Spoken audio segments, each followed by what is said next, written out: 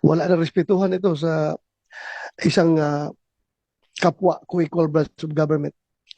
So, Madam Chair, I would like to move that we issue subpoena to these government officials to require their presence in the next hearing. Bakit ganon hindi pantay? Kung ang ordinaryong mga vlogger, police, local officials, pinapatawag kung ayaw pumunta, nako-contempt. Parang hindi naman po yata patas. Pag nag-issue tayo ng subpoena at hindi siya mag-attend at kinontempt natin, pwede bang ang utusang kong hulihin si General Torre ay si General Torre? Ngayon, inaanyayahan ko si Senator Bato at si Senator Go na mag-preliminary statement din po. Thank you, Madam Chair. What we have right now in front of us are empty chairs. Itong ginawa ng mga officials from the executive branch of government is a total snub to as far as we're concerned. And ito'y tahasang pagbaliwala sa doktrina ng checks and balances ng ating gobyerno. Kung ayaw na mag-attend ng hearing, ibig sabihin, ayaw na nilang magpapacheck sa atin na co-equal branch of government. So what will happen to this? Pag tuluyang ganito ang mangyayari is, I think we are now on the verge of a constitutional crisis kapag tuluyan nilang isnab yung ating imbitasyon. Wala na mangyari. Wala na respetuhan ito sa isang kapwa co-equal branch of government. So, Madam Chair, I would like to move that we issue subpoena to these government officials to require their presence in the next hearing. Kung meron ka pang gaganaping hearing, dapat masabina ito sila para magkaalaman. Klaruhin natin ito. Ay. Maraming salamat, Senator Ronald De La Rosa. Actually, dalawa yung subpoena na pinapapirma ko sana kay SP Cheese. Isa para kay Prosecutor Fadulyon at ikalawa para sa head ng ating Air Force, si General Cordera. Pero yung dalawa, hindi ko pa natatanggap na pirmado. Ang sinabi ni SP, pinadala na daw niya sa legal ng Senado. Pero hanggang ngayon, wala pa rin tayong natatanggap. Follow up natin, Madam Chair, kasi alam mo, if this situation is left unchecked, ang mangyayari sa atin dito is hayaan na lang natin na meron tayong Philippine National Police na patuloy na nilalabag yung ating konstitusyon at ang ating mga batas. Hindi po maganda ito, Madam Chair. Kaya nag-exist yung Senado, in particular, yung buong Kongreso, para meron tayong checks and balances. Hindi po pwede yung executive branch of government, hahayaan na lang natin na gagawa sila ng mga hakbang na lapag sa ating konstitusyon. So we are here to check them. So kung hindi sila magpapacheck, isnab sila ng isnab sa atin, then magkakaroon tayo ng constitutional crisis nito, Madam Chair. Thank you, Ayon po ako sa inyo at talagang hindi tama itong pangkalahatang sinasabi. Lahat na lang executive privilege, lahat na lang sub judice. Alam naman natin, hindi naman tayo lihis at alam naman natin na napaklaro ng Nery versus Senate, yung Ermita case, kaliwaliwanag na kinakailangan na talagang malapit sa Pangulo, ang impormasyon hindi makukuha sa iba, hindi naman ito magiging panganib para sa lipunan, kaya't paano po ito naging executive privilege? Alam na po natin yan at hindi naman tayo nakikialam dun sa bagay-bagay na sinaloob ng mga kaso at asunto sa Korte Suprema. Kaya ang palagay ko, dadami po ang sampina na hihilingin natin sa ating Senate President. Marami na na po kasi kung dadalawa lang yung na-absent dati, pagkarami-raming absent, nakikita natin tayo-tayo lang na narito. Kaya nalulungkot po kami. At ngayon, tawagan naman natin si Senator Bongo. Magandang umaga po, Madam Chair, Senator Bato de la Rosa, and to the resource persons present in this meeting. Parang wala namang resource persons na present dyan. Parang wala akong nakikita. Si Attorney Medina lang po, yung dating resource natin, at narito rin yung dalawang abogado ng SEC. Yun lang po. Napakalungkot naman po. Malungkot yung Pilipino, malungkot rin yung hearing natin. Sa nakaraang pagdinig ng committee ito, marami tayong naisiwalat na maaring pagkakamali o paglabag sa batas, due process at karapatang pantao na isinagawang pag-aresto kay dating Pangulong Rodrigo Duterte. The preliminary report of the chairperson underscored a crucial point. The Philippine government was under no legal obligation to arrest the former president and surrender him to an international court. It was revealed that what was received was merely a diffusion notice which was unverified and unapproved by the International Criminal Police Organization, Interpol Secretariat. The government has repeatedly stated that the International Criminal Court has no jurisdiction in our country. Parating paulit-ulit yan. At hanggang ngayon, yan naman po pinag-uusapan na wala pong jurisdiction. Kung walang jurisdiction ng ICC, bakit pinayagang pumasok ang Interpol? Kung hindi kinikilala ng gobyerno ng ICC, bakit nila binigyan ng pansin ang arrest warrant mula sa ICC? At it was very fast. Napakabilis po ng pangyayari. I'm sure, kindly check nyo rin po sana. Baka maraming may mga red notice dyan na hindi naman minadali, hindi naman hinanap. Pero ito, ang bilis po. Mas inuna nyo pang isinuko si dating Pangulong Duterte kesa sa matagal na sigurong nandyan sa listahan. At kung sinunod nyo lang po ang batas at tamang proseso, hindi nyo papayagan na ilipad lamang sa loob ng 14 na oras si Tatay Digong.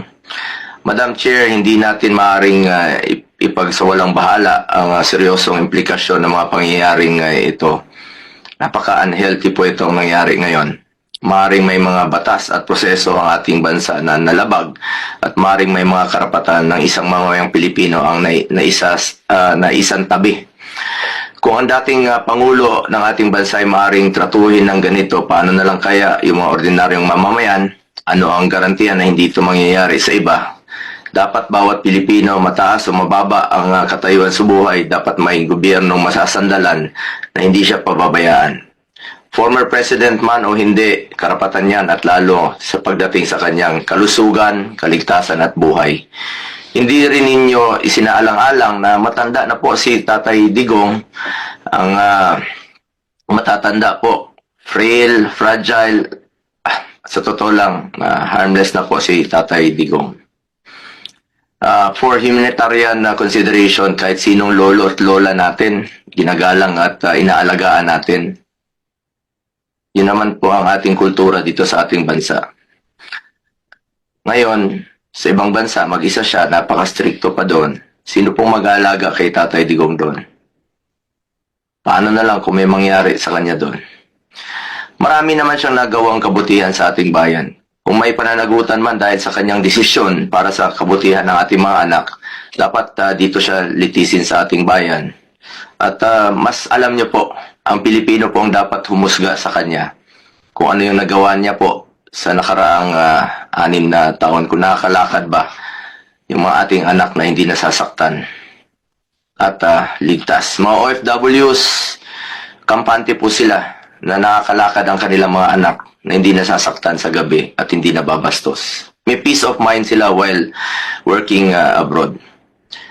Sa huli, bagamat ando na si Tatay Digong ng buong tapang na hinaharap ang kasong isinampa sa kanya tulad ng kanyang paulit-ulit na ipinangako, napakasakit po sa dibdib na malayo sa kanyang bayan. Ang importante ngayon po ay makauwi si Tatay Digong dito sa ating sariling bansa.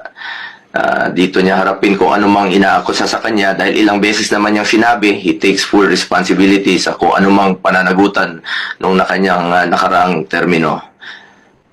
Madam Chair, sa mga kasamahan ko, kahit araw-araw pa tayong mag-hearing dito, I'm willing to participate.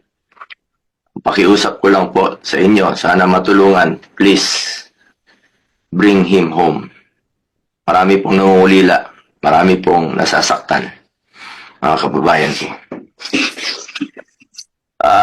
Noong nakaraang hearing, nasa Zoom lamang po ako dahil hindi ko kayang humarap sa ilang personnel na mataas ang respeto ko, nirespeto natin, respeto namin ni Tatay Digong at hindi naman po marunong rumispeto. Ngayon naman po, hindi lang po ako tinakbuhan noon. Ngayon naman, tinakbuhan na naman ng komite. Wala sila. Nabanggit po ni Senator Bato de la Rosa kanina, respeto naman natin na nag-invoke po ang ilan ng executive privilege, may mga excuses. Pero bakit ganon hindi pantay? Kung ang ordinaryong mga vlogger, police, local officials, pinapatawag kung ayaw pumunta na ko-contempt. Parang hindi naman po yata patas. As I have said before, March 11 is indeed the saddest day in our recent history. But the saddest part is, after 23 days, mukhang hindi pa rin natatapos ang lungkot na nararamdaman ng taong bayan na naulila dahil sa nawalan sila ng taong itinuring nating tatay.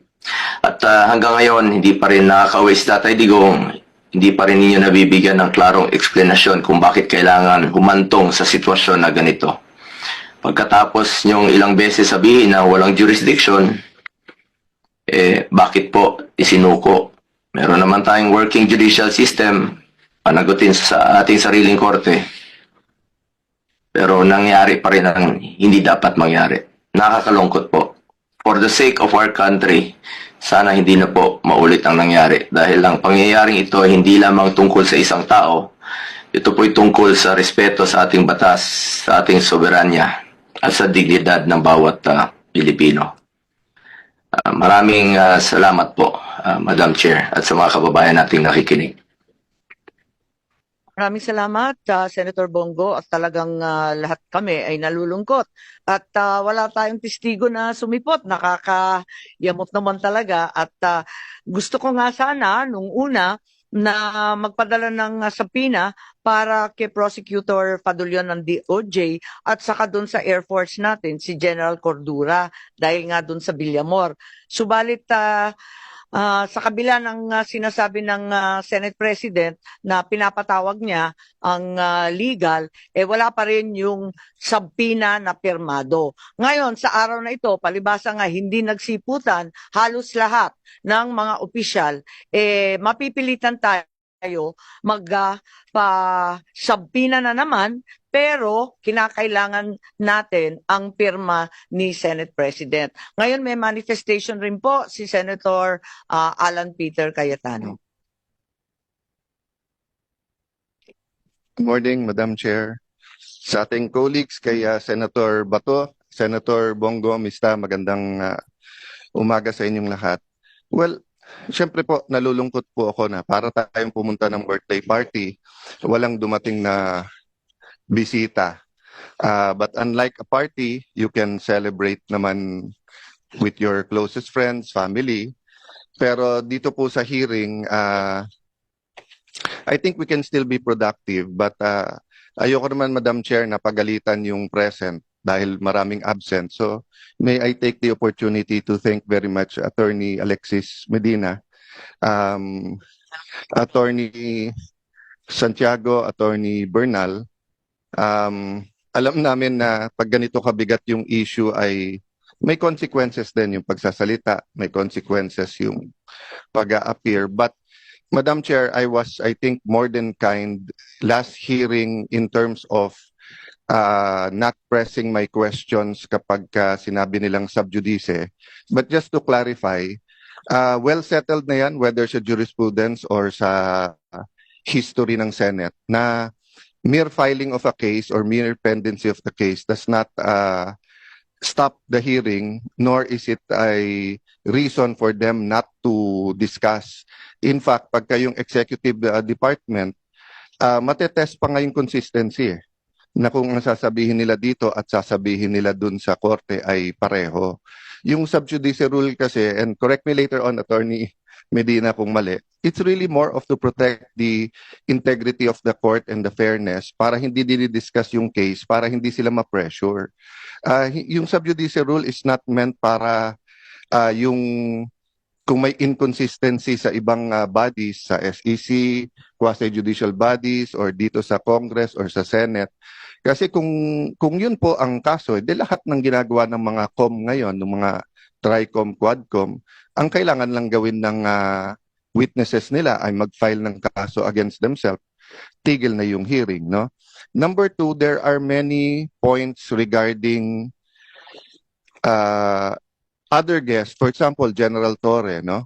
He's not covered by executive privilege unless the president talk to him directly. Ang executive privilege, pagkaalam ko, kasi kasama po ako doon, ako po nag-chair nung investigation sa ZTE nung na-discuss po itong mga issues na to at na-bring up for the first time in, at least in a recent history, yung executive privilege. Ang purpose ng executive privilege, pareho din ng purpose nung privilege na binibigay, for example, sa journalist, that hindi nila kailangan sabihin kung sino ang kanilang source, or kaya mag-asawa, or yung doktor at pasyente, or abogado at saka kliyente. Ang purpose kasi nun, the client and the lawyer can freely discuss. Ganun din, ang doktor at saka pasyente can freely discuss kasi they will not be compelled to testify, no? Against his client, against doctor. Pero lahat yan meron ding isa pong exception, no? For example, sa doctor, if iaminin sa kanya that a crime is about to happen sa United States, then they are required to say that. So ganun din po dito sa executive privilege. Malinaw sa Supreme Court ruling, you cannot use executive privilege if ang pinag-uusapan may crime ba o wala, or if it's to cover up a crime. At this point, we're not saying there is a crime to cover up, but I will bring up that point right now. So ma'am, of course, under your leadership, and syempre may emotions naman talaga si Senator Bongo last time, kayo po. Ako, try ko lang pigilan. Talagang bantay na bantay ako ng asawa ko na wag uminit ulo last hearing, no? Kausap ko rin ng Senate President na let's check the facts, apply the issues, wag mo nang banat ng banat kasi nga baka hindi natin nakita yung buong video. So having said that, I think lahat naman nahimasmasan, lahat naman po tayo ay nakapag-reflect. So I was reflecting on, and ma'am, pwede ba after this just to show a short video ni General Torre? Kasi ito ma'am, Republic Act number 7438, an act defining certain rights of a person arrested, detained, or under custodial investigation, as well as the duties of the arresting, detaining, and investigating officers, and providing penalties for the violation thereof. May I also, akin to court na pagkawala po o hindi pinayagan yung ebidensyang i-offer, dito i-proffer. No? So wala sila, pero hindi ibig sabihin hindi ko pwedeng ilagay sa record yung tanong, at baka sa media nila sagutin, baka dito later on. Ang linaw po kasi dito, nakalagay po dito. Okay lang kay Senator Cayetano kasi may chronological Okay, presentation one line tayo. lang.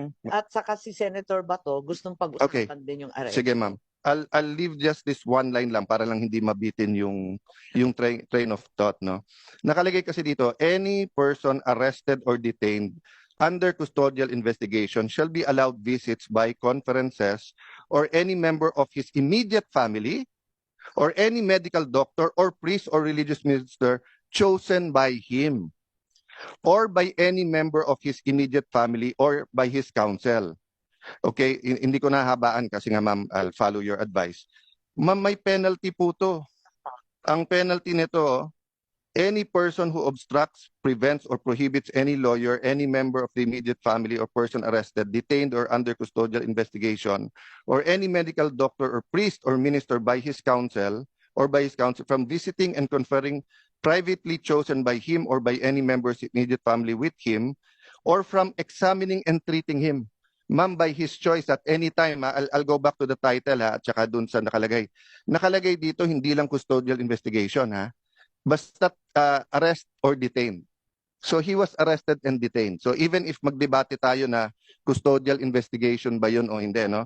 So ma'am, ang ano po dito, ang penalty is imprisonment of not less than 4 years nor more than 6 years and a fine of 4,000 pesos. So ang question ko, meron na bang report dito sa arrest at kinasuhan ba si General Torre?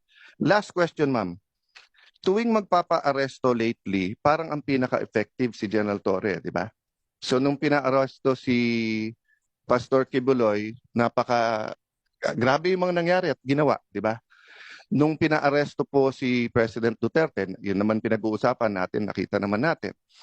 Nung nag-hearing po ako tungkol sa tulay sa Isabela na gumiba, hindi po nag-a-attend si Secretary Bonoan. Sinabi ko lang, kailangan ko pa bang i-designate si General Torre para kunin si Secretary? The next time, nag-attend na siya. So ito, tanong ko ma'am, pag nag-issue tayo ng subpoena at hindi siya mag-attend at kinontempt natin, pwede bang ang utusang kong hulihin si General Torre ay si General Torre? Kasi effective, no? Dinadaan ko lang sa biro, but I think of all his interviews and sa nangyari, this is my last point, ma'am. I'll submit to all my other colleagues. This is my point lang, ma'am. Nanunood kasi yung buong PNP, nanunood yung mga teachers ng constitutional law, mga estudyante, nanunood ang mga estudyante ng criminology. And di ba sabi nga nila, yung bata, hindi mo pwedeng turuan sa salita. Natututo yung bata sa gawa. So ganun din sa gobyerno natin. Pag sinabi nung mayor, no corruption, pero corrupt siya, ang dating sa mga department head, pwede mag-corrupt. Di ba? Pag sinabi ng COMELEC officer sa isang probinsya, no cheating, pero pinayagan niya yung cheating or vote buying, ang papakinggan ng tao, hindi yung salita, yung gawa eh. So kung mali yung pagka-aresto, nangangamba ako na especially sa lugar na walang internet, walang cellphone, baka ito yung masunod eh. Humihingi sila ng counsel nila o doktor, tapos hindi pagbibigyan, no? And then the last point doon, ma'am, is that bakit kapag ka lower rank, meron pong isang vlogger, di ba, na PNP, na nagsorry na kaya parang okay, pero hinuli, tapos kakasuhan. I understand that. At magandang rule yon na pagka ikaw ay sundalo o pulis, ay hindi ka basta't pwedeng, hindi ka pwedeng partisan, di ba? Pangalawa, kailangan bantayan mo sinasabi mo. But I'll give you 2 examples, ma'am. Bakit po si General Torre, kung ano-ano sinasabi sa kung ano-anong interview, hindi naman napapagalitan? So ang dating po sa lower rank, bawal partisan kung kalaban. Kung kakampi yung sinabi mo, pwede. I'll go to a non-partisan issue. And I respect this person very much. I think he's one of the best chief of staff, personal friend, etc. Kaya lang, as a former secretary of the DFA, I have to mention this, no? When the AFP chief of staff said, prepare kasi madadamay tayo kapag ka-invade yung Taiwan, tayo po ay may one China policy. Ano po ang magiging reaction natin nung sa Marawi siege kung sinabi ng China, prepare kasi pag sinugod nila yung Marawi o kapag nilabanan nila yung secession sa Mindanao, mai-involve tayo. Magre-react din yung foreign affairs natin, hindi ba? Kasi nga may one China policy tayo. Don't get me wrong, ha? Ayaw natin ng gulo sa Taiwan. Nakikisimpet tayo sa democracy ng Taiwan. We want them to coexist with mainland China. But having said that, we have to be sensitive. So the right person to speak is either the DFA or the presidential spokesperson, hindi po sundalo or police, no? So I'll stop there, ma'am, pero sana nga consistent tayo para hindi nalilito yung mga kawani ng gobyerno kung ano talaga ang tama at ano yung mali. Thank you, Madam Chair.